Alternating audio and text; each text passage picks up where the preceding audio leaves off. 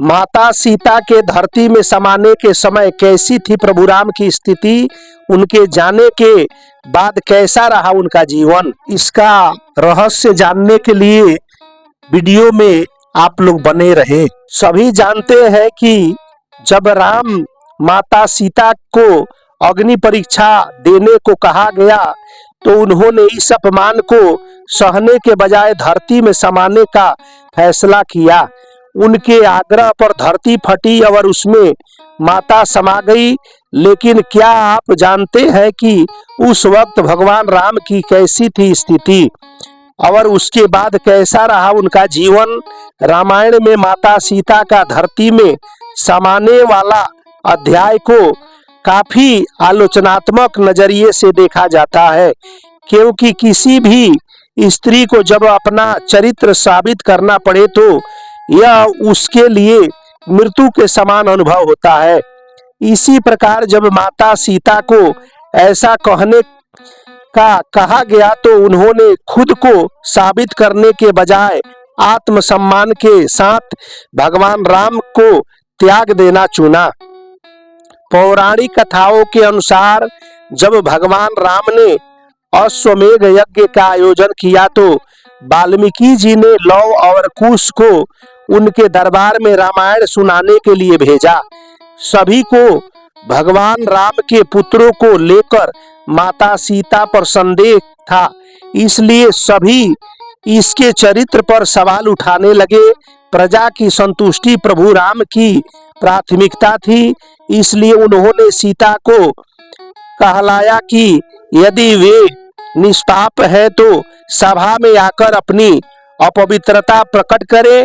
माता अपने पुत्रों के लिए दरबार में आई और हाथ जोड़कर अत्यंत दुखद और अपमान के साथ नीचे मुख करके बोली, हे धरती माँ, यदि मैं अपवित्र हूँ तो यह धरती फट जाए और मैं उसमें समा जाऊं।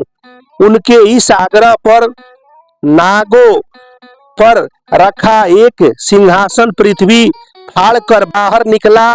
सिंहासन पर पृथ्वी देवी बैठी थी। उन्होंने सीता को गोद में बैठा लिया और सीता धरती में समा गई। प्रभु राम वहां विश्वसता से खड़े होकर देख रहे थे। वे आहत होकर चिल्लाए, लेकिन सीता को धरती में समाने से नहीं रोक पाए। उन्होंने धरती माता से सीता को लौटाने का आग्रह किया लेकिन ऐसा संभव नहीं था। कहते हैं माता सीता के दूर जाने से भगवान श्री राम बहुत दुखी हो गए थे। ग्रंथों के अनुसार माता सीता के जीवन त्याग के बाद श्री राम अपने पुत्रों के साथ अयोध्या लौट गए।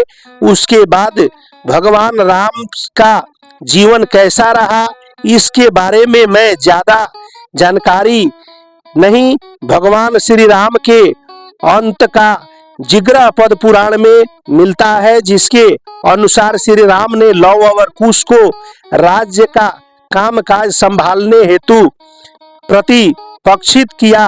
वे माता सीता के बिना अपना जीवन अपनी प्रजा के प्रति समर्पित होकर व्यतीत करते रहे। एक दिन अयोध्या में एक ऋषि प्रभु राम से मिलने के लिए आए। ऋषि और भगवान राम की मुलाकात के दौरान लक्ष्मण दरवाजे पर पहरा दे रहे थे ताकि गृह में कोई प्रवेश न कर सके। पुराणों के अनुसार ऋषि के भेष में काल देव राम से मिलने के लिए आए थे।